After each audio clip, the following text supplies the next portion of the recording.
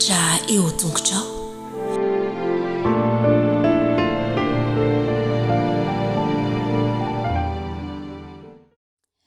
midera ny Jehovah ary firenena rehetra, midera azy ry olona rehetra, fa lehibe ny famindrapony amintsika ary mandrakizay ny fahamarinan'i Jehovah. Aleloia. Ho fideratsika an'Andriamanitra dia ataontsika ny hira faha 90. Hira faha 90 endre ambony loatra.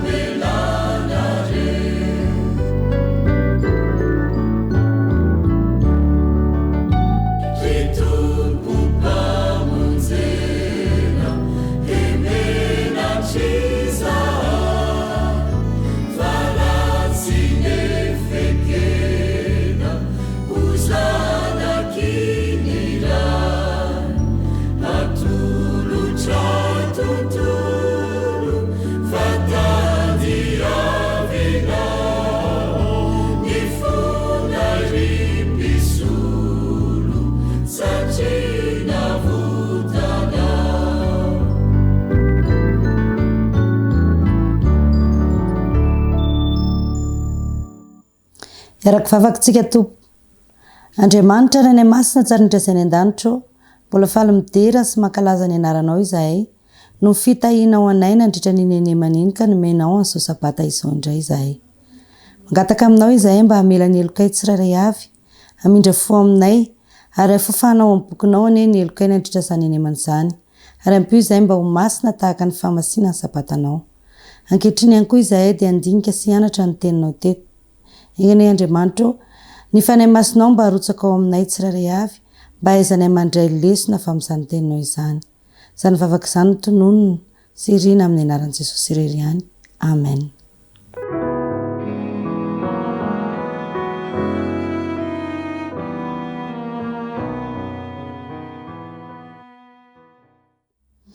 Mbola faly miaravantsika tsirairay avy indray antratra n'izao sabata izao.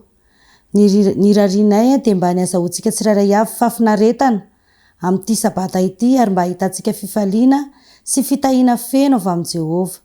Amen. Ary ankehitrinytsika dia tonga eo amin'ny tatitra maneran-tany, andehantsika hanaraka izany ampalianana. Ankehitriny ny fiaikana lehibe indrindra amin'ny asantsika dia antso amin'ny fanapariana ny filazantsara any amin'ireo tanàn-dehibe. Maro amin'ireo tanàna lehibe no any amin'ireo faritra izay vitsy membre adventiste na dia ireo antoko-pivavahana kristianina hafa koa aza. Na dia any amin'ireo toerana efa betsaka adventiste aza nefa dia toa vitsy ny membre monina an-tanàn-dehibe. Ao amin'ilay boky mikasika ny asa fanompoana ho an-tanàn-dehibe, Ellen White dia nilaza fa rehefa miasa any amin'ny tanàn-dehibe dia izy fiatsihana lehibe iseho ary enona fa te hahita maso izany isika menakavy. Zao ary, inona ny otranga raha mandray ny antson'Andriamanitra miantso anao hiasa any amin'ny tanàn-dehibe ianao nefa tsy fantatra hoe aiza nanomboana azy? Torohevitra feno fahendrena nalaina avy tamin'ny fiainan'i Jesosy no tolotra ilaina ho entantsika. Ny fomba fiasana ampiasain'i Kristy irery ihany no ahomby raha fitoriana ny resahana. Nifangaro tamin'izy ireo ny mpamonjy ary nihevitra izay ho tsara ho azy ireo. Naneho fangorana sy ny karakara izay ilain'izy ireo izy, nahazo ny fitokian'izy ireo ary avy eo dia nilaza hoe manaraha. Rehefa manao dravitra any amin'ny fomba ifandraisantsika amin'ny roapona ny tanan-dehibe isika sy ireo antokony olona izay tiana hiasana dia ny fomba fiasan'ny Kristy no tsara indrindra. Azo atao ohatra ny mifandray amin'ireo renim-pianakaviana tanora, mpianatra oniversite, ireo tsy manan-kialofana na ny mpanan-karena koa, mety tianao kokoa ohatra ny asa amin'ireo vondron'olona marefa, raha toa ka izay no izy dia ireto misy hevitra ny amin'ny zavatra azonao atao. Azonao atao ny manampy ireo fianakaviana sahirana, vao tera-bao, mitondra azy any amin'ny toerana findramana fitafiana, toy ny ataon'ireo mamorany fiangonana ny Auckland any Nouvelle-Zélande, na koa manome fanaka sy fitaovana ho an'ireo mpitsompinenana. Ny adventiste any Atlanta any États-Unis ohatra dia nanampy fianakaviana betsaka tamin'izany fomba izany. Azonao atao ny manome fampianarana mahandro sakafo mahasalama ho an'ny ankizy, toy izay tany Haifa any Israel. Anana fahaizana ireo ankizy ireo izay anampy amin'ny fitombony ara-batana sy ara-pahasalamana. Azo atao koa ny manolotra toerana ho an'ireo tsy manan-kialofana mba ahafahany manasa ny lambany sy misasa ary manome azy ireo sakafo mahasalama. Izany fomba tsotra izany no ampiasain'ny fiangonana adventiste any Guatemala hanampy ireo izay tena sahirana. Azo atao koa ny mikarakara programa ho an'ireo olona tratran'ny Alzheimer hanamevanana azy ireo, toy izay ataon'ny fiangonana any Taipei any Taiwan. Ho an'izay miteny anglisy ka te hafantatra kokoa mikasika ireo tetikasa maro ireo sy azo torohevitra mikasika ny asa ho an'ireo olona tena marefa dia jereo ny tranokala Missions to the City, tsindrio ny Serve Your City. Mivavaha mba ho maro ny olona indray anjara amin'ny tetikasa amin'ny fampiasana ny fomba fiasan'ny Kristy sy andrahery avy amin'ny fanamasina mba hahafahantsika miasa amin'ny roapolona tanan-dehibe ary ny vokany dia nampahafantarina antsika fa hisy fihetsehana lehibe.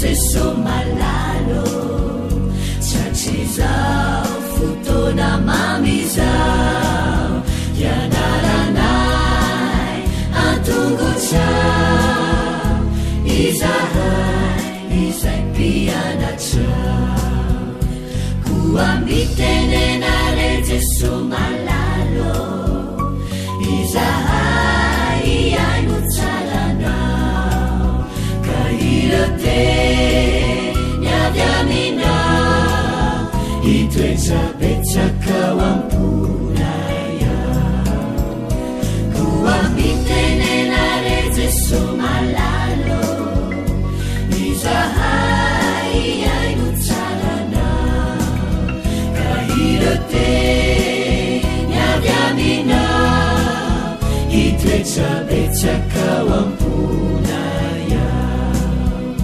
irote Nyadamina itwechapechaka wampunaya.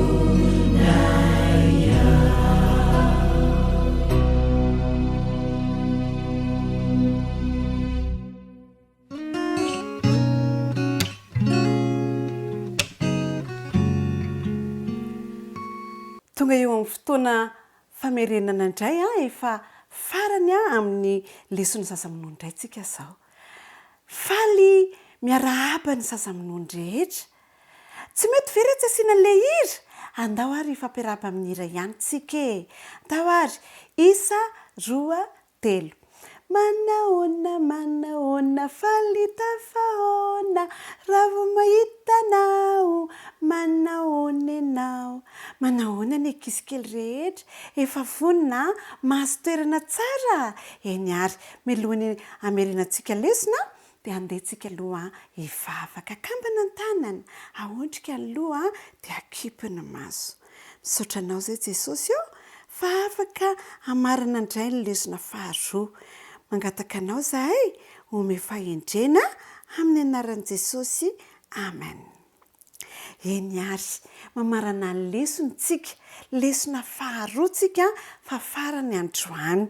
Ina moa ny lohateny lehibe ny lesona faharoa? Voavonjy tamin'ny safidrano. andeha veritsika ary ny lohateny dia miaraka amin'ny tsy anjery rehefa aveo. Lesona faharoa, ilay sambo lehibean'ny Noa. Tsy anjery, ny famindrampon'i Jehova no iraiko mandrakariva.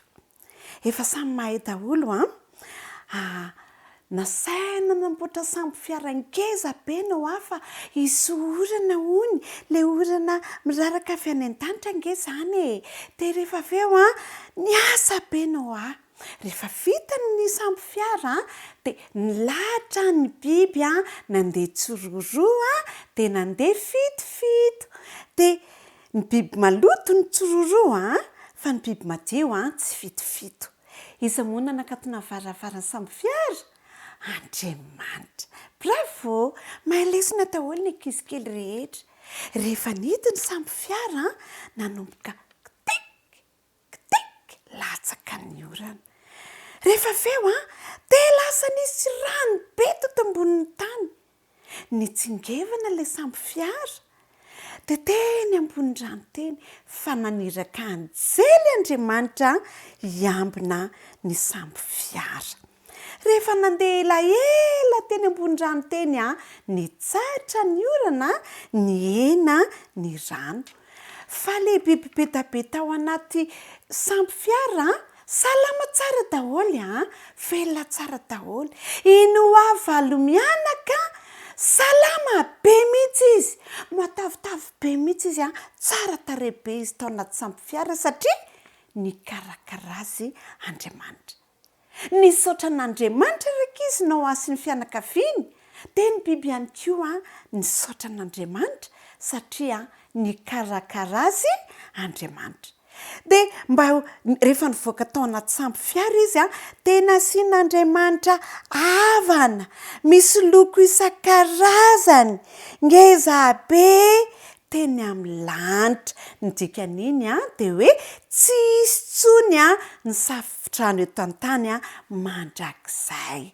Rakizy, tsara fanabe Andriamanitra tia antsika Andriamanitra, mikarakara antsika mandrakariva Andriamanitra. Andetsika hivavaka fa hisaotra an'Andriamanitra tsika ny amin'ny fitahiny tahaka ny fitahiny any Noa. Dia mitahantsika koa izy mikarakara antsika, manome antsika sakafo tahaka ny nanomezany any Noa, manome rivotra tahaka ny nanomezany any Noa, manome ny zavatra rehetra ilaintsika akambana ny tananary. Akipin'ny maso hivavaka tsika. Misaotra anao izay Jesosy fa satria tianay ianao, koa tahaka ny karakaranao any Noa no mbola hikarakaranao anay ihany koa. Misaotra Jesosy malalo fa amin'ny anaranao ny angatanay vavaka. Amen. Izay indray izany lesitsika tamin'ity volan'ity fa amin'ny heriny efa nao lesona vaovao indray fa miara-mamerina amin'ny Dada sy Neny foana dia mirary sabata mahafinaritra ho an'ny ankizy rehetra. Dia mbola eo ihany aloha fa mihaino ny lesona zoky dia mihaino ny lesona Dada sy Neny. Veloma tompoko!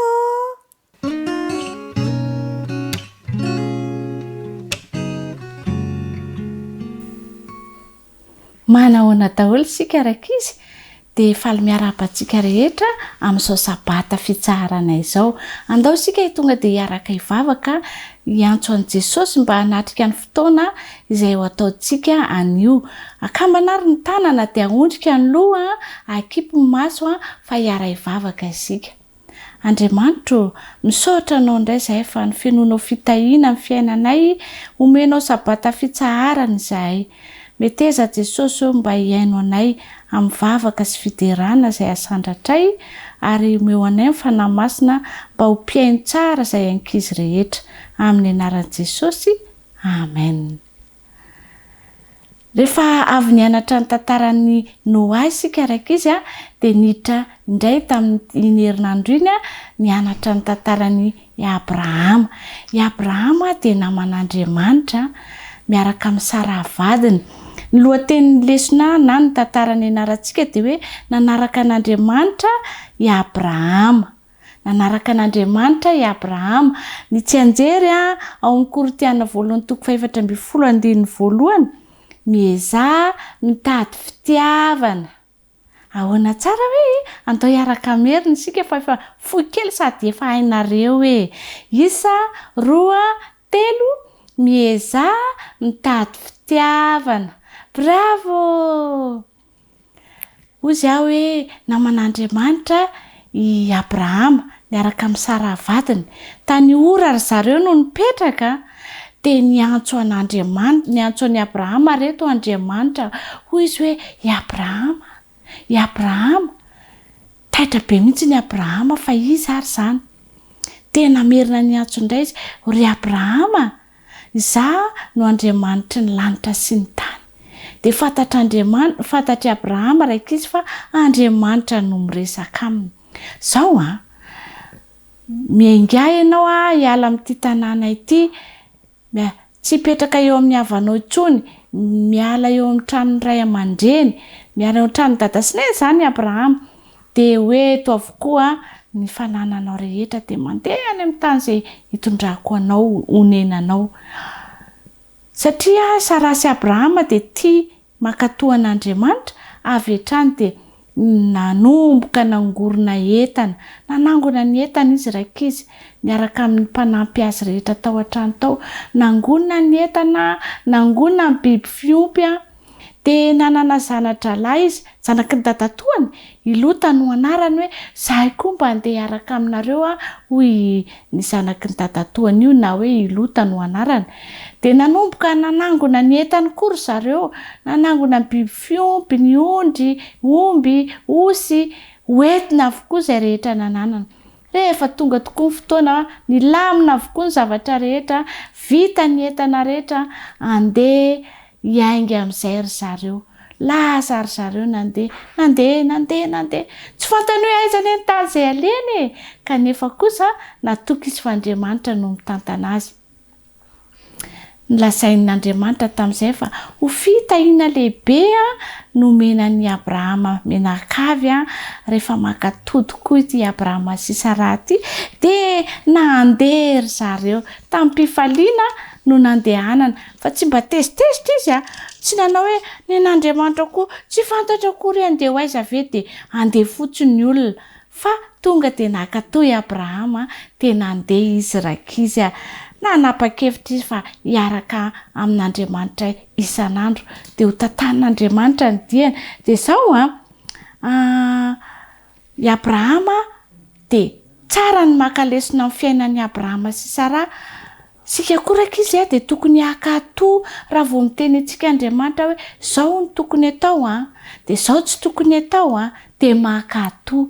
Dada sy neny ange no irahan'Andriamanitra hitaizantsika izy no solotenan'Andriamanitra mba hitaizantsika dia izay ampianarin'ny dada sy neny izay tokony atao atao dia makatoa ny dada sy neny koa. Fa rehefa makatoa ny dada sy neny koa isika dia efa makatoa n'Andriamanitra satria faly Andriamanitra fa zaza endry sika rehetrarehetra.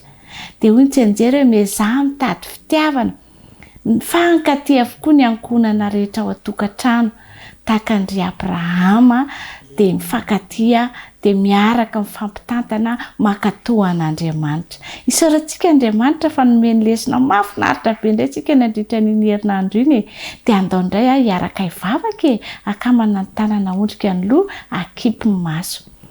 Andriamanitra misaotra anao izay fa nahazo lesona vaovao tamin'ny tantaran'i Abrahama indray. Tahio ny ankonana rehetra, dada sy neny, zoky, zandry mba hifankatia dia hifanohana amin'ny fanomponanao dia samy hakatoa anao avokoa izay rehetra amin'ny anaran'i Jesosy. Amen. Izay indray fa ny farana ny anjara fotoanantsika fa endry tsara daholo mbola mihaino lesona inkizy dia mametraka veloma mandra-piona indray amin'ny herin'ny raha sitrapon'Andriamanitra.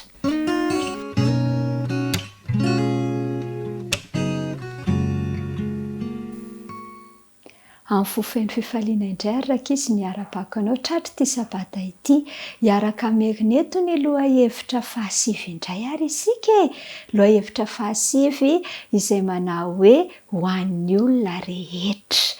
Ahoana hoe ho an'ny olona rehetra? Ny andala teny fitadidy dia ny rahantsika mahita ao amin'ny Apokalipsy 5:5. Apokalipsy 5:5. manao hoe ary ny firenena rehetra ho avy iankohaka eo anatrehanao. Andinge raha antsika mamerina indray zany andalan-teny mahafinaritra izany ary ny firenena rehetra ho avy iankohaka eo anatrehanao. Apokalipsy 5:24. Mino fa samy nahay tsara ny tsenjeko daholo isika nandritra iny herinandro iny. Ny tantarantsika moa dia mbola miresaka hatrany ny nananganan'i Solomona ny tempoly. Ankehitriny izany rakizy dia vita soamantsara ny tempoly ary tena tsara tarehy tokoa ny nanaovana an'ity tempoly na tranon'Andriamanitra na fitoerana masina ho an'Andriamanitra ity. Rehefa vita izy io dia tsy nijanona teo fotsiny fa nentina nakao amin'ny tempoly ny fiara-fanekena. Dia rehefa nentina tao ny fiara-fanekena dia tsy izay ihany fa nisy olona maro rakizy avy amin'ny firenena maro tonga hideran'Andriamanitra tao amin'ity tempoly tsara tarehy ity. Ary rehefa tonga teo ny olona dia bataiza koa, inona iza koa ny teo koa Andriamanitra. Tonga teo nisy rahona izay nandrakotra n'ity tempoly ity naneho ny fanatrehan'Andriamanitra. Dia nivavaka ary Solomona izany fotoana lehibe izany rakizy aloha no atao hoe fanokanana. Izany hoe ho atokana tanteraka ity toerana ity mba ho tranon'Andriamanitra natao hideranan'Andriamanitra. Ka dia nanandratra vavaka i Solomona anisan'ny nentiny ambavaka amin'izany ny fahamasinana ity toerana ity ary ny fitahiana rehetra ho an'ny olona izay mikarakara izany sy ireo vahoaka rehetra izay miditra ao amin'ity tempoly ity. Dia inona moa izany no tiana ho ampitaina amintsika indray amin'izany tantara mahafinaritra izany? Tsy mijanona eo amin'ny fanorenana tokoa rakizy ny tempoly na ny tranon'Andriamanitra fa misy fanoloran-tena mandrakariva iandrasana amintsika. Ny fiangonantsika izany dia tsy vitan'io fotsiny efa mitsangana amin'ny fiangonana tsara tarehy be fa mbola miandry fanoloran-tena indray avy ety amintsika amin'ny fahazotoantsika mivavaka makany amin'ny tempoly. Ary anisan'ny antom-bavaka izay ataontsika any dia mangataka ny fahamasinana, mangataka ny famelan-keloka koa aza adino izany ary tsy zavatra ambany akory na kely ny fahaizantsika mideran'Andriamanitra any amin'ny tempoly. Ka ny fikasan'Andriamanitra sy ny fanirian'i Jesosy antsika tsirairay avy io dia anana anjara amin'ilay toerana lehibe izay rahantsika midera azy aiza re any an-danitra. Fa aty izany dia mbola santatra fotsiny ihany. Ka dia samia ho ankizy izay vonona hideran'Andriamanitra itsika anana fanoloran-tena hatrany azoto akany amin'ny tempoly satria dia tsara indrindra izany ho fanomezam-boninahitra an'Andriamanitra. Dia izay indray ary ny fiarahantsika mirary sabata ho mba ampitahiana ho feno fahendrena daholo ny ankizy kely rehetra. Dia ho amin'ny manaraka indray veloma daholo.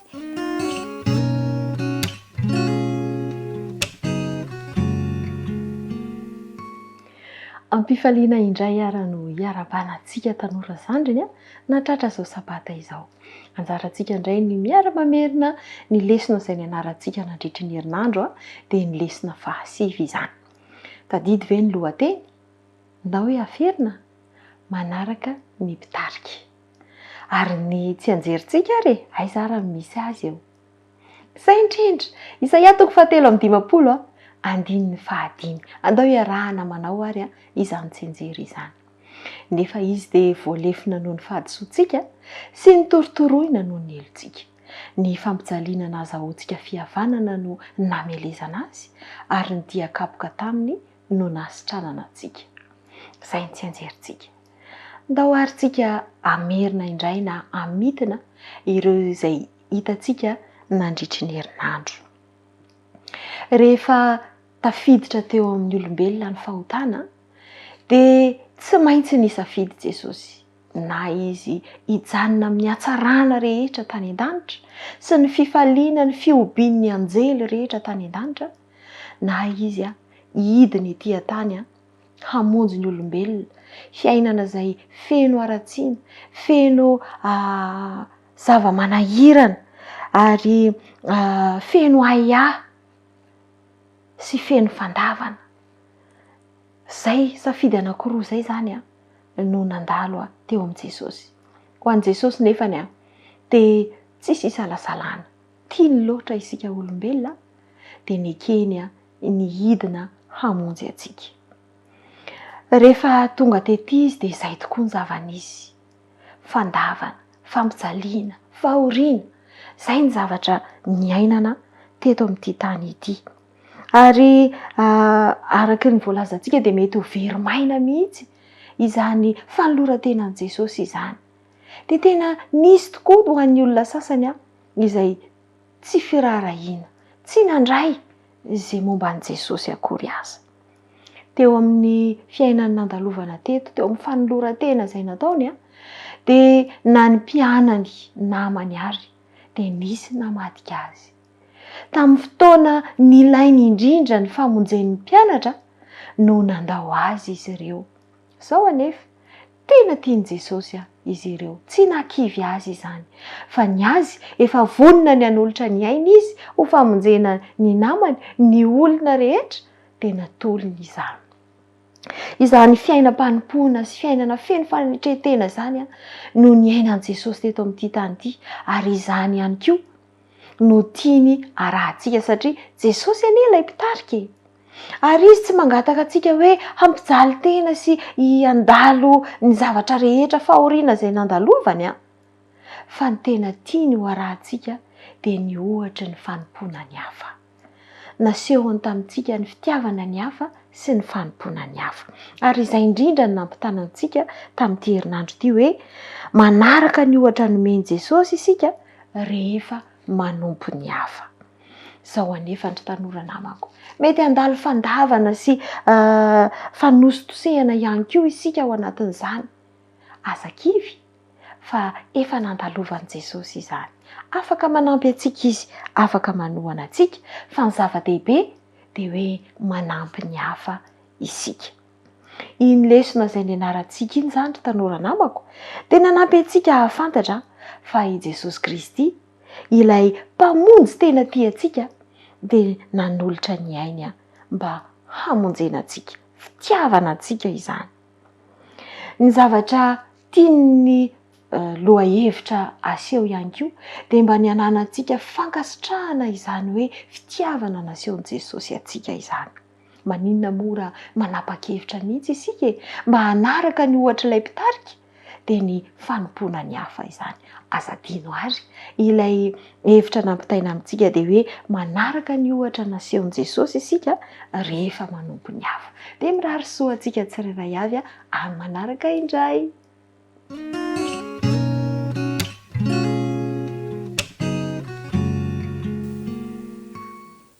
Amin'ny fifaliana indray ny ara-panan'ny tanora mantoanto rehetra nahatratra izao sabata izao izay fotoana hamerenantsika ny lesona fahasivy izay nianarantsika nandritry ny herinandro.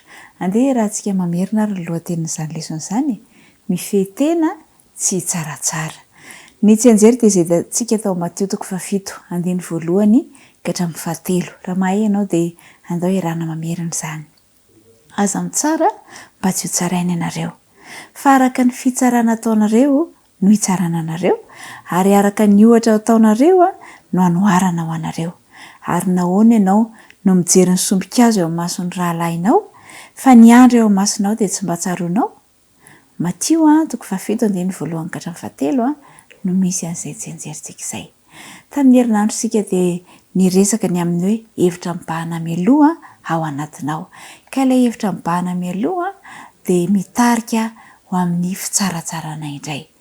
Dia ho jerentsika ary inona ny antony mahatonga ny olona iray tsaratsara ny hafa dia inona ny vahaolana amin'izany ihany koa. Tao anatin'ny lesontsika dia nahita ny tantaran'i Daniel. I Daniel dia lasa babo teo amin'ny fahatanorany tokoa.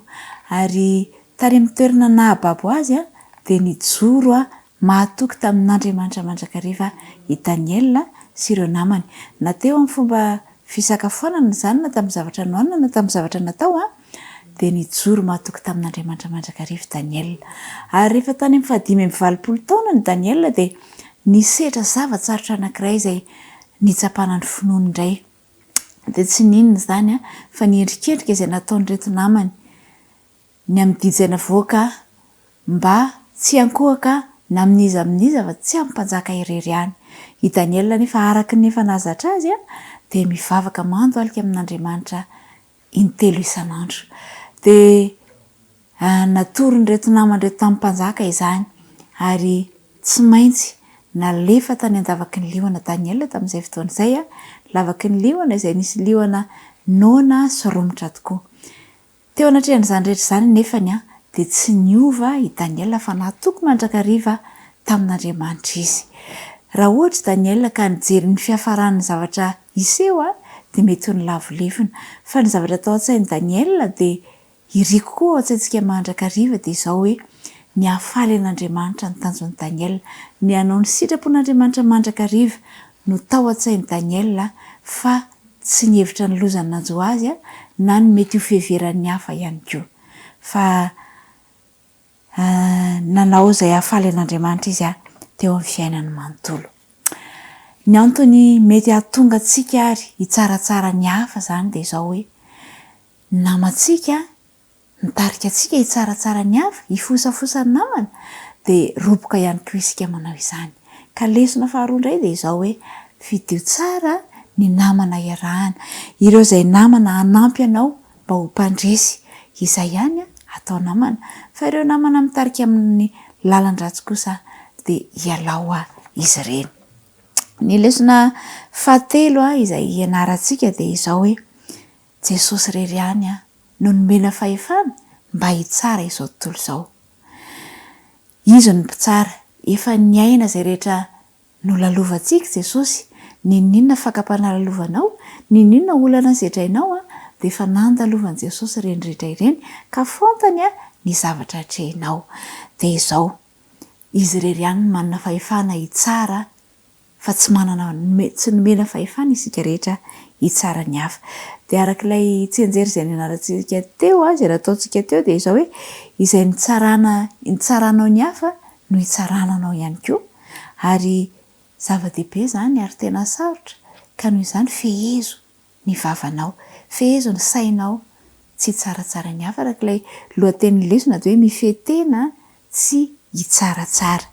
Ny mahafinaritra nefa dia izao anatin'izany hoe mpamindra fo Jehovah, raha toa ianao kefa nifosafosa ny hafa na nitsaratsara ny hafa teo aloha dia azonao ataony mangataka famelana amin'Andriamanitra fa izy dia vonona ny amelanao ary vonona ny hanampy anao mba hiala amin'izany fahazaran-dratsy izany.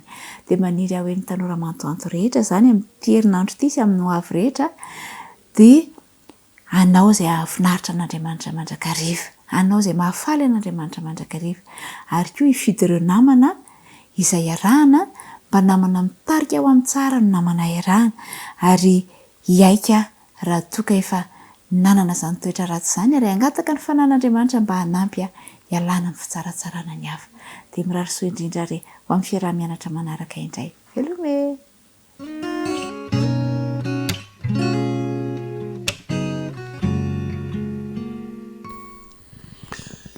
Dia tonga indray ny fotoana izay ahafahantsika mianatra ny ten'Andriamanitra ry tanora malala ry mpianao-jaina dia hoy aminao hoe raiso tombontsoa sarobidy izany. Marobe ny mangetaeta mba hianatra, ahafantatra ny sitrapon'Andriamanitra kanefa dia tsy nahalala izy ary tsy mahafantatra, tsy tonga aminy izao fiarah-mianatra izao. Dia hoy amintsika hoe azao raisina ho fahazarany fa raiso tombontsoa sarobidy dia sokafo ny fonao sy ny sainao dia manaova fanandramana ny amin'ny hafatra izay iarahantsika mianatra amin'izao sabata maraina izao. Miarahaba tompoko. Lohateny anankiray indray no iarahantsika mamerina ankehitriny dia ilay manao hoe ny tena ivo ny toeran'ny iraka, ny tena ivo ny toeran'ny iraka. Ny lohateny izany dia toy ny mahazatra antsika hatramin'izay dia efa misy lesona. Isika io izany dia irahana. Ry tanora malala, isika io izany dia irahana ary mamita iraka isika io. Fa matoa ny olona anankiray irahana dia tsy mandeha dia na izy ny kamo na tsy fantan'ilay andrahana azy. Fa amin'ny ankapobeny ny olona endry rehefa irahana izy dia mandeha. Ninonino nandrahana azy dia mandeha izy. rehefa fantatra hoe iraka tokony atao iraka tokony ale areto dia tia andray an'izany lohateny zany arabaky teny mihitsy miresaka amintsika tanora hoe maro amintsika nge sarotra irahany rehefa irahana dia mamalyvaly rehefa irahana dia monimonina kanefa le zavatra anyrahana atsika zavatra mahasoa antsika ihany zavatra mahasoa an'ilay fianakaviantsika dia maninona ianao sarotra irahana eto aloha zany dia zao raha ohatra ianao ka sarotra irahana ao an-trano sy amin'ny raharasy ny zavatra rehetra nyrahana anao tsy mety ianao mihisatra ianao menimenina ianao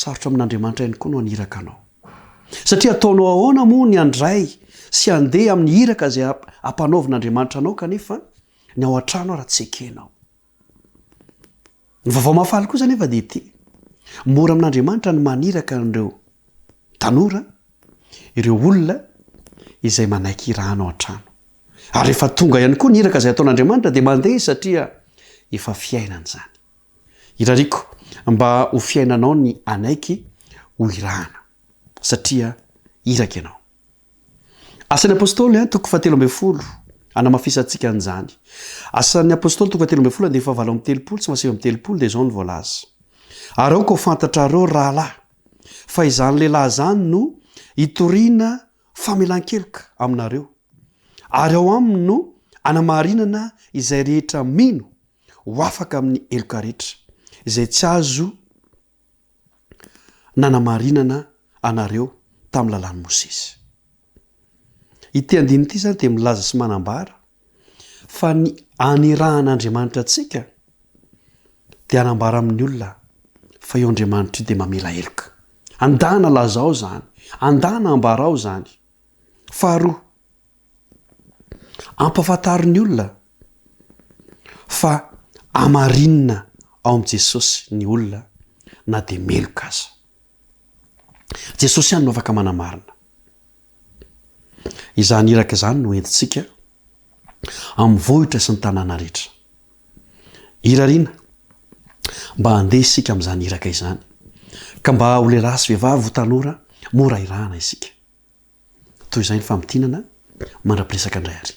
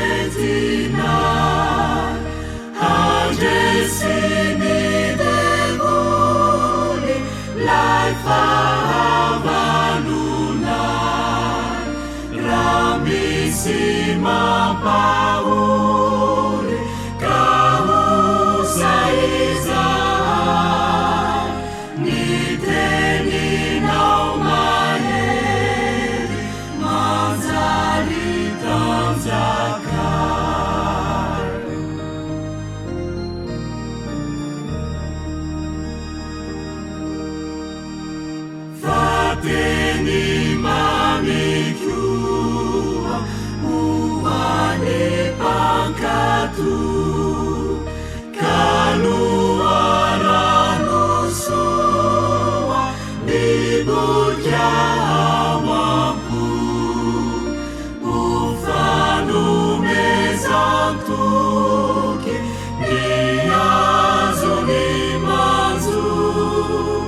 Siani mahavuki mamelunani fu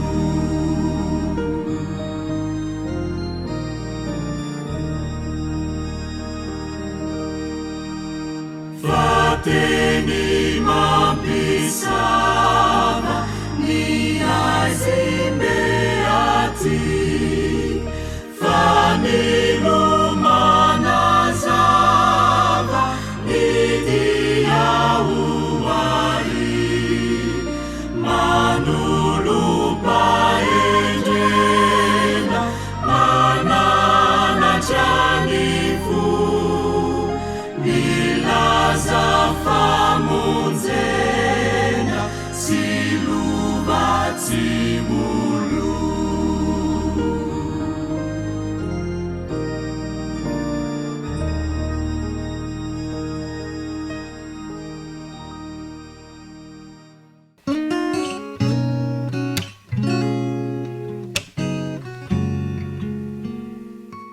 faly miarabantsika tsirairay avindray tonga soa amin'ny fiarahana mamerina ny lesona ho an'ny tanorazokiny a mirary ihany koa sabata feno fifaliana mba hoe tena ankasitraka an'izany ka rainy fitahiana rehetra avy amin'Andriamanitra zasainao amin'ity androany ity lohahevitra fahasivy sahady isika ry tanorazokiny ny lohahevitra fahasivy izay ny arahantsika nianatra nandritra ny herinandro dia ilay manao hoe Jesosy ilay fanatitra tsy misy kilema Jesosy ilay fanatitra tsy misy kilema ny toko moa ny arahantsika nianatra dia ny Hebreo toko fahasivy sy ny toko 10 ary io ny diniantsika nandritra ny herinandro dia tao ihany koa ny nangalantsika anjiny anankiray mba ho atao fitadidy andao indray aloha mba hiaraka amerina ary satria efa samy nianatra ny azy andao hoe eny ary lohahevitra fahasivy Jesosy ilay fanatitra tsy misy kilema fandarisika fa na amin'ny tontolo misy antsika amin'izao fotoana ary mety mbola tahaka izay ihany dia tahaka izay koa ny hatramin'izay fa maharikoriko ny olona ny fieritretana an'izany hoe tokony iankohaka amina olona voasokajy efa ho mpanota na hoe nanao eloka be vava izany Jesosy Kristy dia nombona tamin'ny hazo fijaliana ary ireo olona fahiny ihany koa dia nisy ny mieritreritra fa maharikoriko ny ankohoka tahaka ny fiankofana amin'Andriamanitra amina lehilahy iray izay meloka sy nombona tamin'ny hazo fijaliana dia maneho ny tsy fitiavan'ny olona ny hazo fijaliana mantsy izay satria nazasainao ary ho dia tsy tia ihany koa ny hazo fijaliana na dia ny mieritreritra fotsiny ara hoe fijaliana natokana ho an'izay olona tokony hoe ho ampijaliana zany izany toerana izany dia resahantsika tao anatin'ny lesona fa ny hazo fijaliana dia nambara misy fanambarana zany izay ataon'ny bokin'ny Hebreo asehon'ny bokin'ny Hebreo ary ny anarantsika mahakasika an'izany dia naneo ny amin'ny Jesosy ilay fanatitra tsy misy kilema ny jiosy fa izany dia taona tsiaro rikoriko sasainao kosa ankehitriny efa mahafantatra efa nianatra efa manaiky ary efa mino an' Jesosy dia mino fa tsy rikoriko sasainao raha ny mahakasika an' Jesosy dia Jesosy ilay fanatitra tsy misy kilema satria ny fanekena izay ny fanaovan'Andriamanitra tamin'ny Israely araky ny lesona izay ny anarantsika dia io no nahazony ny tany nampanantenaina olovany dia zasainao ihany koa nanaovan'Andriamanitra fanekena dia anaiky an' Jesosy ilay fanatitra tsy misy kilema nahatonga an'izany fanekena izany iorina ho vaovao indray amiko sy aminao sy amin'Andriamanitra dia andeha isika mba hanatanteraka ihany koa mba azo ny lova izay ampanantenan'Andriamanitra antsika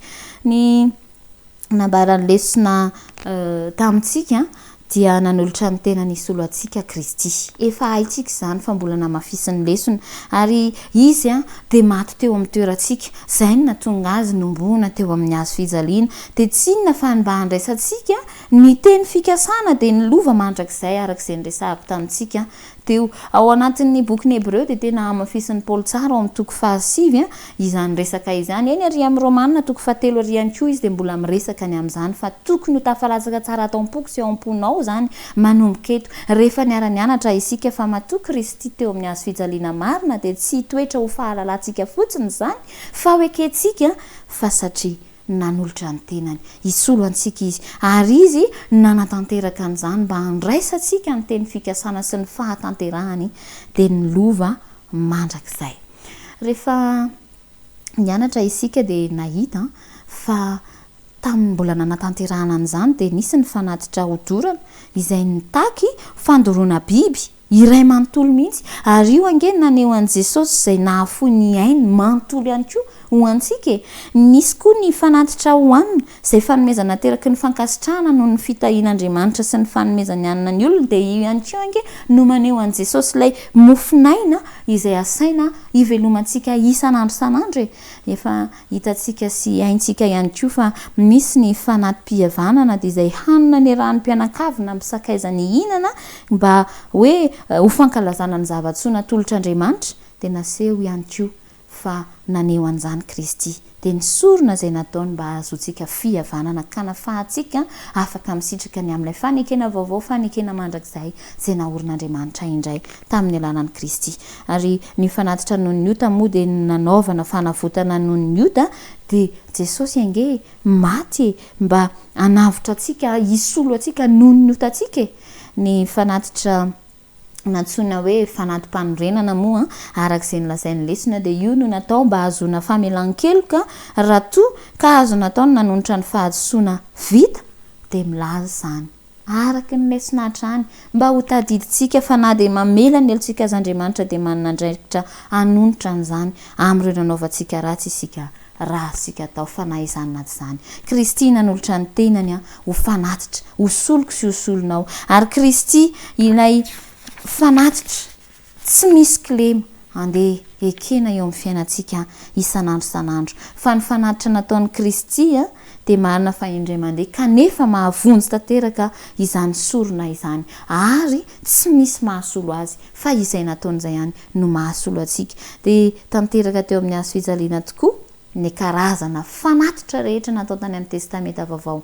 andeha hinoana isan'andro izany ry namako ary andeha hitoetra amin'ny finoanan'i Kristy isan'andro mba amelona ny fiainam-panahintsika isan'andro ny fahatsapantsika ny fanatitra izay nataon'i Kristy dia Kristy ilay fanatitra tsy misy kilema nanolotra ny tenany ho azy ho anao ho hitanao sosotra eo amin'ny fiainanao isan'andro any ny fahatanterahany ny fahatsapanao ny amin'ny fanatitra tsy misy kileman'i Kristy ho an'ny fiainanao ary isan'andro san'andro any ianao sy ny ankonanao dia higoka ny fitahinany amin'izany fitoeranao amin'ny finoana an'i Kristy izany mirary ny fitahin'Andriamanitra ho aminao sy ny ankonanao ary mametraka ny mandram-piona indray ho amin'ny fiarah-mianatra manaraka samy isika tahin'Andriamanitra.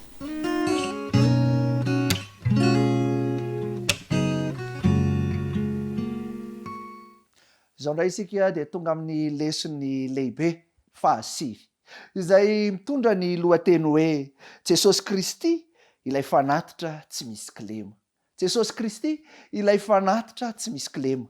Raha ny toko sy andininy fototra izay nodiniantsika nandritry ny herinandro izay hita ao amin'ny Hebreo toko 10 ka ny andininy 14 dia manao toy izao amin'ny anaran'i Jesosy hoe fa ny fanatitra iray no efa nahatanterahany ho mandrakizay izay olona hamasinina. Mazava arak'izany no lazain'ny tsy anjery sy ny lohateny teo amin'ny maha hoe Jesosy Kristy ilay fanatitra tsy misy kilema azy dia tanteraka tamin'ilay fanatitra iray monja izay nataon'i Kristy teo amin'ny hazo fijaliana ilay fanatitra faratapiny izay nisolo ny eloky ny zanak'olombelona.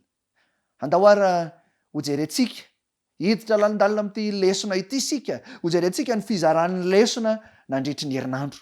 Misy fizarany efatra mazava tsara ho jerentsika amin'ity anio ity. Ny fizarana voalohany dia ho jerentsika ny hevitebe fonosiny ity lesona fahasivy ity. Ny faharoa kosa dia ny fahafatesan'i Kristy hisolo ny otantsika ary ny fahatelo Kristy ilay fanatitra lavrary ary ny farany dia hoe Kristy ilay mpanalalana antsika. Andao ary ho jerentsika tsirairay ireo fizarana ireo. Andao ho jerentsika voalohany ilay lohahevitra voalohany hoe ny hevitebe ny lesona. Inona ny finosin'ity lesona fahasivy ity?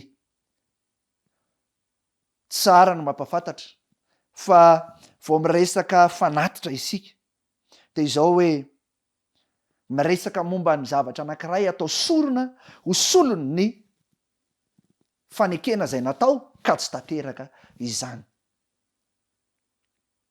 aseho amin'ny bokyny Hebreo mazava amintsika fa izao mahaliana kokoa ty resaka momba ny famonjena ny olombelona ity tamin'ny alalan'ny fanatim-panavotana izay nataon'ny Kristy tamin'ny alalan'izy lay tsy misy kilema. Ny olombelona zay feno kilema toetra no ny soloan'ny Kristy amin'ilay feno fahafenon'ny toetrany tsy misy kilema no indro tafavoaka ao anatin'izay rehetra zay mino azy. Ka noho izany de izao maneho zany ty lesona ity fa izao hoe Kristy lay nisolo vonantsika tamin'ny alalan'ny rany no lay fanatitra tsy misy kilema resan'ny lesona hodiny atsika mandritry n'izao fotoana rehetra izao. Ary izao efa notanterahany Jesosy Kristy ny fitakiana rehetra de davin'ny fanatim-panavotana indrindra ny fahafatesany izay niatra taminy ka nahatonga antsika ho avitra.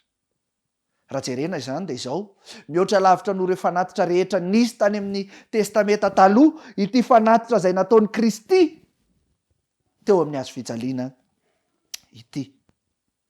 Ary raha ireo fanatitra rehetra zay noresahana ao amin'ny testameta taloha, raha mijery tsara sika ireo fanatitra rehetra zay hita tao de mihoatra lavitra noho izany ty fanatitra nataon'ny Kristy ity. Ao ny fanatitra hodorana, ao ny fanatitra hoanina, ao ny fanatitra zay noniota, ao ny fanatim-pihavanana, ao ny fanatitra mpanorenana, zany rehetra zany de hita fa mihoatra lavitra noho izany ny fanatitra nataon'ny Kristy satria voafehany fanatitra nataon'ny Kristy io avokoa ireo fanatitra rehetra hita tao amin'ny testameta taloha ireo.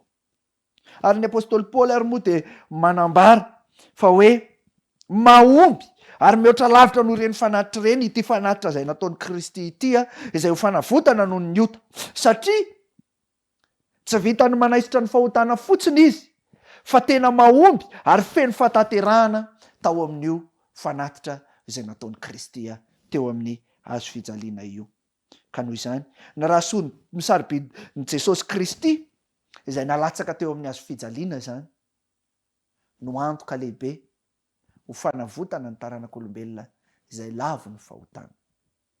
Ary izay indrindra no ijerentsika ilay fizarana faharoa hoe tena mahasolo tokoa an'izany fahotan'ny zanak'olombelona zany ve ilay rahan'i Jesosy Kristy nilatsaka teo amin'ny hazo fijaliana sa manahoana? Ny fahafatesan'ny Kristy no nisolo atsika.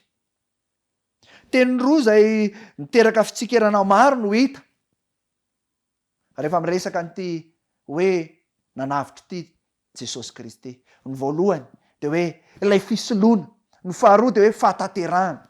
Fantaniana mipetraka de hoe movy Andriamanitra mila mpisolo izay hamaizana ny olombelona na ho solo ny famaizana ny olombelona ho afaka amin'ny fahotana. Ary ny faharoa de hoe fataterahana. Fa inona ny zavatra takian'Andriamanitra zay tokony ho taterahan'ny olombelona? Zany no fantaniana mipetraka voalohany aloha. Ilay fantaniana voalohany movy Andriamanitra mila mpisolo zay hisolo vona ny fahotan'ny zanak'olombelona. De ny voalohany de hoe eny. Ny fisoloana mantsy amin'ity tontolo-kevitra izay resahantsika eto ity de izao midika fa misy olona anankiray maka ny toeran'ny olona anankiray na ny famaizana tokony hiantra aminy na ny eloka zay tokony hibabeny de ilay olona anankiray faharoa ity no mandray an'izany rehetra izany. Mazava arak'izany fa i Kristy ilay nisolo vona ao atsika. Nisolo vona ahoana moa? Kristy ilay naka ny toerantsika mpanota no indro nandray an'izany ka lasa ny baba ny fahotan'ny zanak'olombelona. Niatra taminy ny famaizana, niatra taminy ny vono, niatra taminy ny Yesu ary niatra taminy ny fahafatesana. Zany ny fisoloana izay nataon'ny Kristy. Ary ny fanontaniana faharoa de hoe inona ny zavatra indrasan'ny Kristy ho taterahantsika? Inona izany? Satria izany ny zavatra ilaina hovaliana. Moa ve ny Baiboly de mitaky zavatra tsy maintsy ho taterahana ny amin'ny fisoloana fona. Raha mijery isika ny tantaran'i Abrahama rehefa nasain'Andriamanitra anao fanatitra izy, de ny zanany no nasain'Andriamanitra natao fanatitra hoe omeo any zanakao atao fanatitra. No ny finoany Abrahama de nanaiky izy satria avy amin'Andriamanitra io zanany io, na de efa somary nanahirana azy vao nahazo an'io zanany io de Isaka izany. Fa saingy noho ny tenin'Andriamanitra hoe omeo ahy atao fanatitra io zanakao io, de nanaiky an'izany tamin'ny mpinoana izy, fa raha omeny an'Andriamanitra io zanany io, afaka ny mbola hanome azy Andriamanitra amin'ny manaraka. De natolo n'ilay zanany ho ataony fanatitra. Ary rehefa izay de hitan'Andriamanitra ny finoana. De ozy Andriamanitra hoe aza maninjitra ny tananao amin'ny zanakao kory, fa izao io misy ondry lahy, io ny vonoy, ataovy solo ny zanakao. De iny ondry iny no ny vonoana ho solony Isaka izay tokony natao fanatitra. Izany le hoe fisoloana, ary izay le zavatra tian'Andriamanitra ho tanterahantsika ihany koa. Ary ohatra faharoa ihany koa, tamin'ny andron'ny zanak'Israely rehefa hivoaka ny tany Egipta izy ireo, de tonga ny Andriamanitra ny teny hoe andefa fandringanana ho an'ny lamatoa rehetra amin'ny tany Egiptianina izy. Ka izao naniraka indray Andriamanitra hoe mba tsy hahafatin'ny lamatoa rehetra amin'ny zanak'Israely, satria izy tonga andringana ny zanaky ny Egiptianina, ny lamatoan'ny Egiptianina, de hoy izy indray hoe asay vao mitondra ondry lahy ny lamatoa rehetra ho atao fanatitra, ary ny raha ny ondry lahy io de atetina amin'ny tatao-baravarana sy ny tolam-baravarana. Ka rehefa tonga ny andrelim-pandringana de tsy ho faty izy fa iny ondry iny izay novonoana ary natetina tamin'ny tolam-baravarana sy ny tatao-baravarana ny raha, iny no lasa ho solony ka tsy handalo ny fahafatesana izy ireo. Izany no asain'Andriamanitra ho tanterahantsika ihany koa.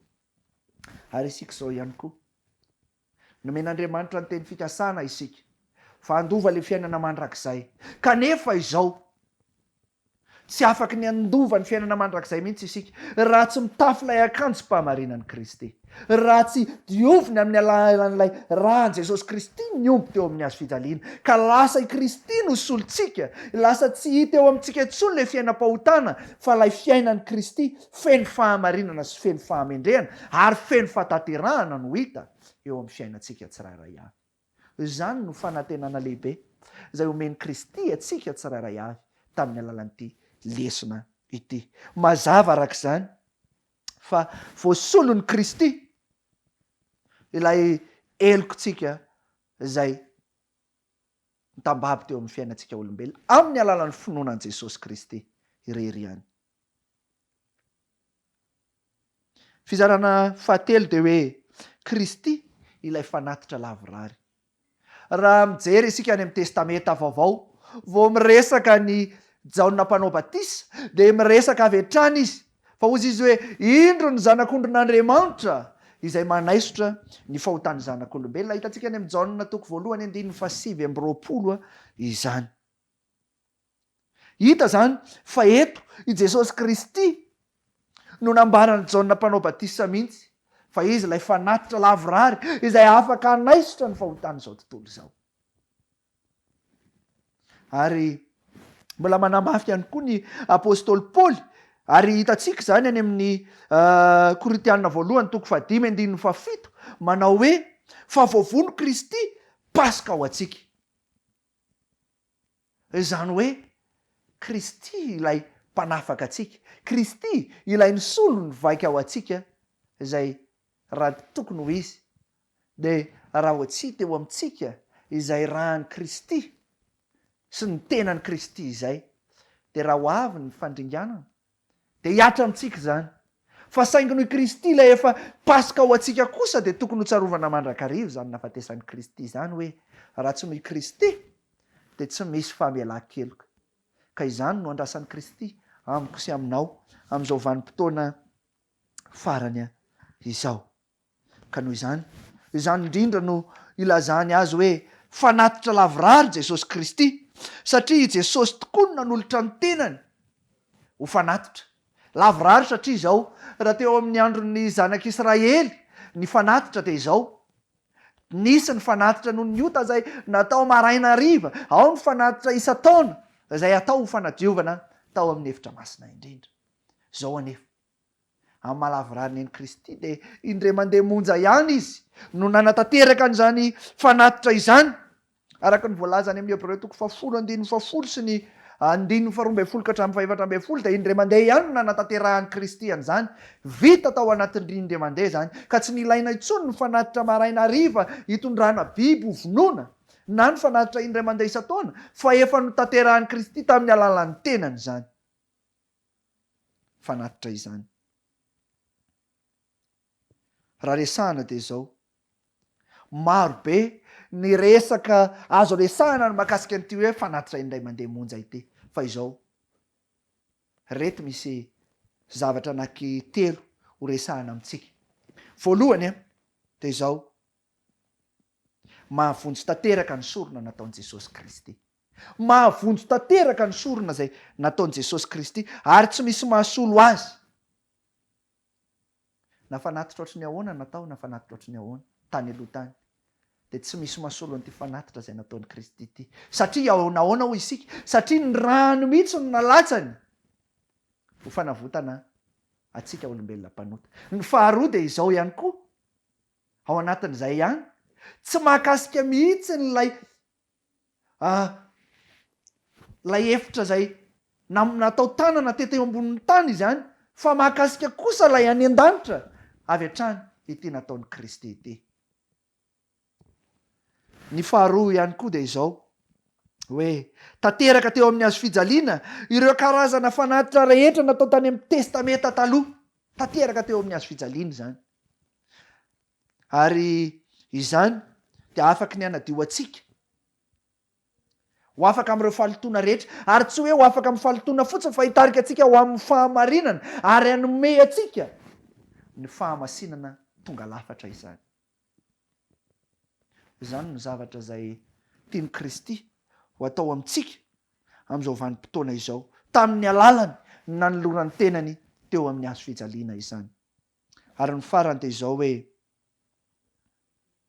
mamelona ny fiainana ara-panahintsika ny fanatitra zay nataon'i Kristy. Satria zava-poana ny zavatra ny antony ivavahantsika raha tsy misy fanavotana zay iandran-drahantsika, raha tsy misy fiainana mandrakizay izay andro fanantenantsika. Ary izay no antony hoe mamelona ny fanahintsika izany, fanatitra lavirary zay nataon'i Kristy izany. Ny fizarana farany de ity hoe Kristy ilay mpanalalana antsika. Ny zavatra zay nataon'i Kristy teo amin'ny hazo fijaliana de tsy nijanona fotsiny teo zany hoe maty izy de nalevona de nitsangana tamin'ny maty, fa nisy dingana zay nataony ihany koa izany zavatra izany. Raha ny teto ambonin'ny tany ny fanatitra natao de izao tandindon'ilay any an-danitra, fa kosa amin'izao vanim-potoana itenenantsika izao kosa de any an-danitra de misy ilay tena izy zay natao ara-tandindona teto ambonin'ny tany. Dingana roa mazava tsara ny fanelanelanana zay ataon'i Jesosy. Ny voalohany de nanaisotra ny otatsika izy ary nitondra ny fahotantsika ary niatra tamin'ny tenany ny zavatra rehetra zay tokony nanjohan'ny mpanota. Izany no nataony. Ny faharoa kosa de izao, manao fanelanelanana sy miady varotra ho atsika izy, satria no ny rano sarobidy de tsy tokony ho verimaina foana ary tsy tiany ho verimaina foana izany raha nalatsany izany, ka miady varotra mihitsy izy ho an'ny mpanota izay rehetra mino azy hoe aleo ho vavonjy io olona io, aleo ho afaka io olona anankiray izay nanota io, satria efa nandatsahako ny rahako teo amin'ny hazo fijaliana io, ka avelao ny fahotany, aleo ny fahamarinako no jerena. Izany ny dingana zay nataon'i Kristy ho atsika.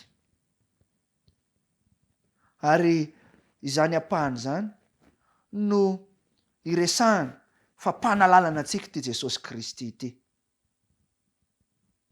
Ny fisoronana zay nataon'i Jesosy ihany koa de izao, miresaka momba ny fitsarana melony Fevrier ny fandrony zany, izay iseho rehefa ho avy izy. Ahoana moa zany ny ilazana an'izany zavatra zany? Tsotra no ilazantsika an'izany hoe ireo rehetra izay nanotaka nino any Kristy dia ny raha ny Kristy no hamafana n'ireo fahotana alohan'ny ialany Kristy ao amin'ny efitra masina indrindra. Satria tsara no mampafantatra ny fizarana roa ny efitra masina sy ny efitra masina indrindra. Ao amin'ny efitra masina dia voavela ny eloko ny olombelona rehetra.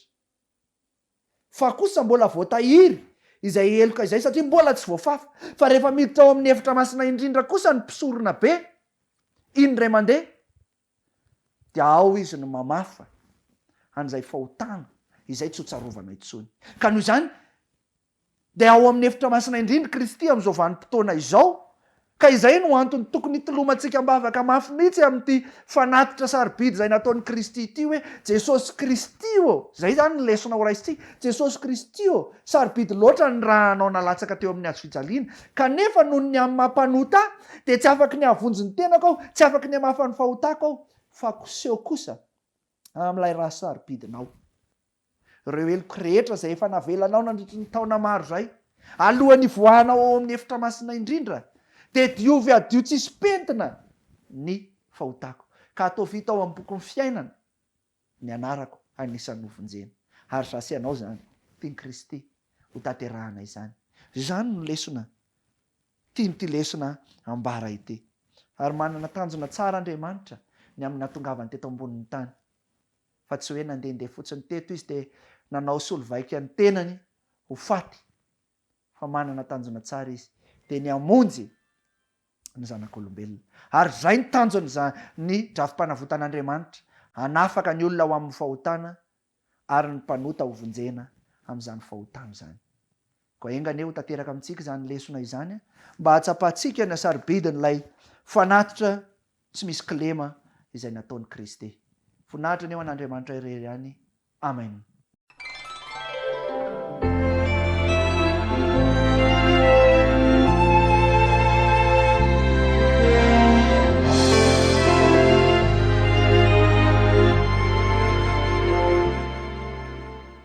Izao tsika dia tonga eo amin'ny fanatitry ny Sekoly Sabata ka ho mandritry ny fanatazantsika izany fanatitra Sekoly Sabata izany dia andeha hihaino feokira malefaka isika hanatanterantsika izany fanatitry ny Sekoly Sabata izany.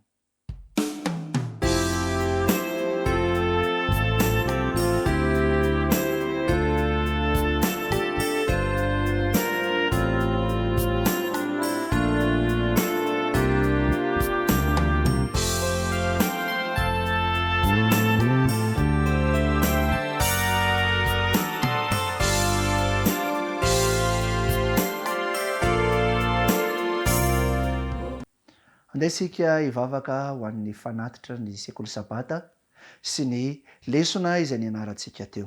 Iaraka hanondrika alohantsika sika hivavaka. Andriamanitra rainay masina tsara indrindra izay ny an-danitra. Ankehitriny dia misaotra anao lehibe izahay noho ny nataterahanay aniny tapany voalohany tamin'ny Sekoly Sabata tamin'ity Sabata ity iny. Andriamanitra isaoranay ianao satria raha tsy noho ny herinao mahagaga sy noho ny fitantananao dia tsy tanteraka ireny.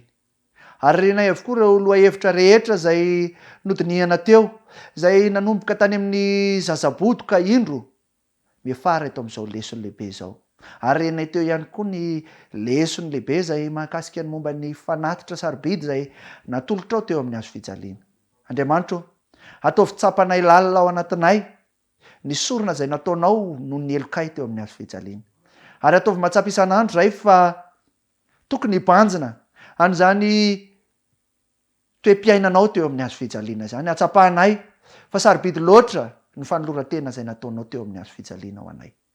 Ka rehefa ho avy eny amin'ny rahoan'anitra ianao Jesosy eo dia inonay marina fa ianao ilay nanavitra anay sy namonjy anay. Ka indro afaka ny hanome fiainana mandrakizay ho anay tsirairay avy. Indro ihany koa nanatanteraka ny fanatitry ny Sekoly Sabata teo izahay. Tompo, engane izao fanatitra izao mba havita be amin'ny asa rehetra izay ilaina azy any amin'ny toerana rehetra izay hanatanterahana azy izao. Ka mba tena ahomby amin'ny asa fitorianao tokoa izany. Ary indro koa ny tenanay ho atolotray ho fanatitra velona ho anao. Ka adio tsisy pentina eo amin'ny loana ny seza fiandriananao izany. ko mamela ny elokay Andriamanitra mamindrafo aminay satria mety maro ny fahotana izay vitanay teo anatrehanao. Dia izany no irina sangatana ary tonona aminaran'i Jesosy. Amen.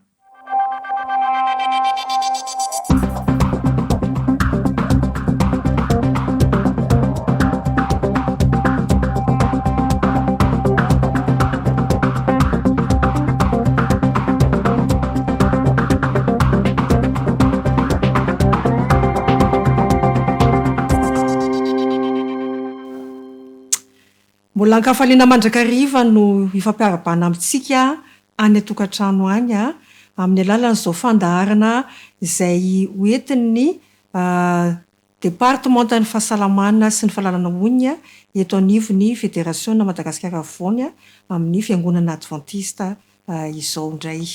Dia fisaorana mandrakariva no asanatra n'ilay Andriamanitra be fitiavana satria ny famindrapony rery ihany no mbola velomantsika ka mbola natratrantsika izao sabata maraina izao. Mbola ao anatin'ilay lohahevitra lehibe hatrany isika izay fa sabata anankitelo no entana teo amintsika teto, ny amin'ny fampahafantarana ny amin'ny antom-pisian'ny departementan'ny fahasalamana eo anivon'ny fiangonana Adventista.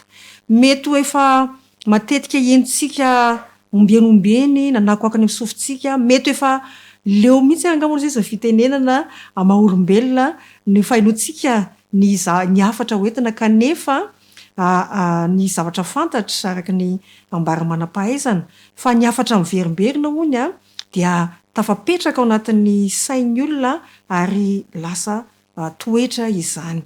Ka mbola anatin'ny fandaharana le lohahevitra lehibe any isika zany hoe toeran'ny fahasalamana amin'izao andro faran'izao.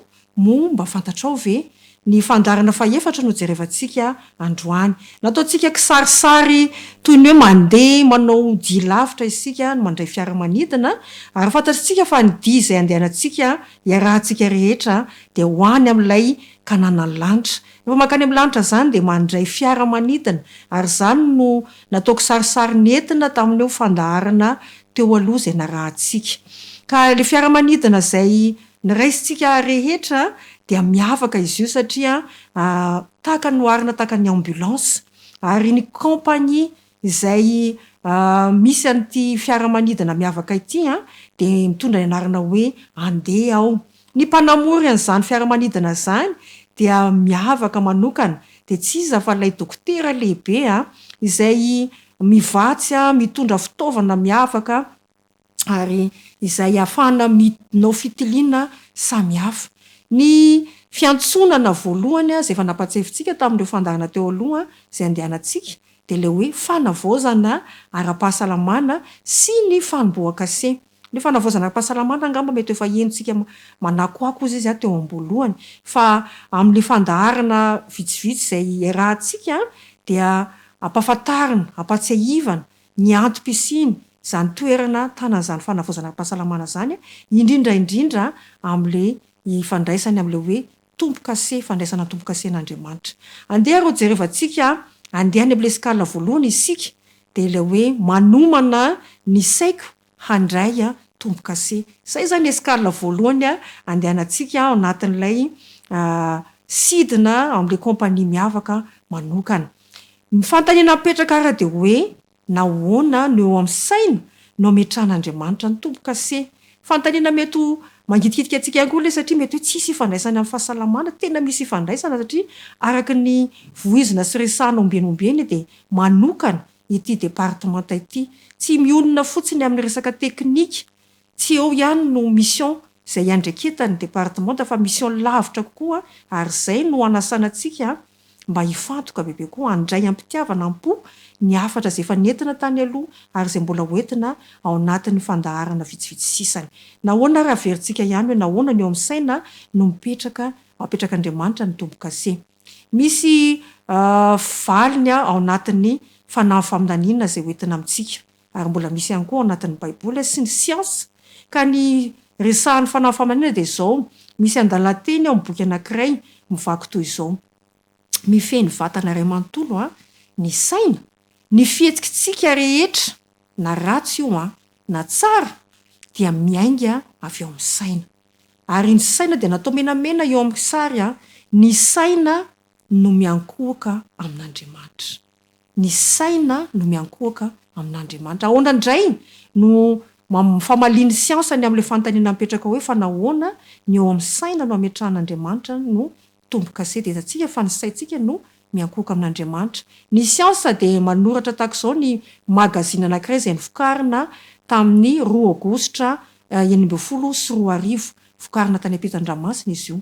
Dia amin'ny fiteny frantsay dia izao ny vakiny: le lobe frontal contrôle nos comportements les plus complexes tels que la prise de décision ou la créativité. Lobe frontal dia ny faritra misy azy dia ao amin'ny saina, ao amin'ny ati-doha izany. Ka io mihitsy hitantsika amin'ny sary eo fa ireo faritra anankiroa ao amin'ny ati-dohantsika ireo izay hojerevantsika anatin'izao famelabelarana izao no miantoka no avintsika mandrakizay. Izay nitonona teo izany le hoe lobe frontal, hitantsika mangamanga eo amin'ny sary eo na hoe cortex préfrontal, ary misy faritra anankiray izay miloko menamena dia le système limbique. Ireo faritra anankiroa lehibe ireo izany no ifantohan'ny saintsika mandritra ny famelabelarana sy hoentsika mety ho ny anivon'ny fiangonana izay misy antsika tsara avy. Inona ary no resahana ny momba ny système limbique? Dia izao no voasoratra sy fantatra manam-pahaizana ary voamarina na amin'ny tenin'Andriamanitra.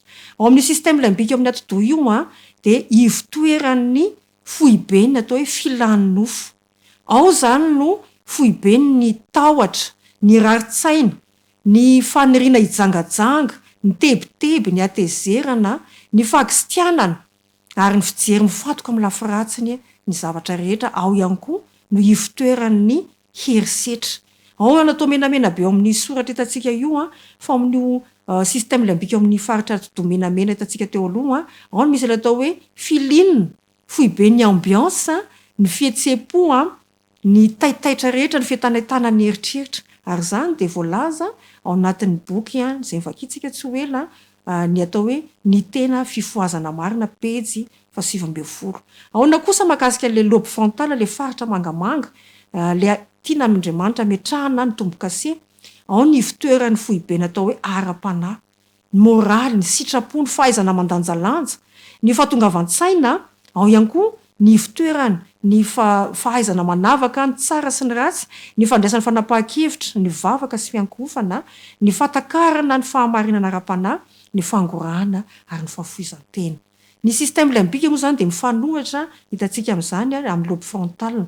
Fa ao amin'ny Baiboly moa dia manamarina ny asan'ny système limbique. Ao amin'ny Timothée 2:7 dia efa fantatsika eo an-dalateny io hoe fa aoka izy izy ho fantatrao fa any aparany any ny olona dia ho tia tena, ho tia vola, ho mpandoka tena, miavonavona, teny ratsy, tsy maloha ray sy reny, tsy misaotra, tsy manam-pitiavana, tsy mahompo, loza be, tsy tia ny tsara, ary ny zava-doza dia tia ny fahafinaretana mihoatra noho fitiavan'Andriamanitra. Moa fa tsy fahitantsika izany tanteraka eo amin'ny fiainantsika amin'ny fiarahamonina ary ao amin'ny fiangonan'Andriamanitra. Ny lobe frontal kosa, le faritra mangamanga amin'ny ati-doha eo amin'ny andrina, dia mamaly ny voasoratra ny Galatiana 5:5-12. Ao ny ivotoerany vokatry ny fanahy izay maneho ny fitiavana, fifaliana, fiadanana, ny faharipo, famoram-panahy, ny fanaovan-tsoa, fahamarinana, ny fahalemem-panahy, fahononam-po, ary tsy misy lalàna manoatra izany. Ny nofo izy hitantsika amin'ny Baiboly fa dia manamarina izany rehetra izany. Ao amin'ny Galatiana 5:7-12 hoe mifanohitra ireo faritra anankiroa amin'ny ati-dohantsika ireo.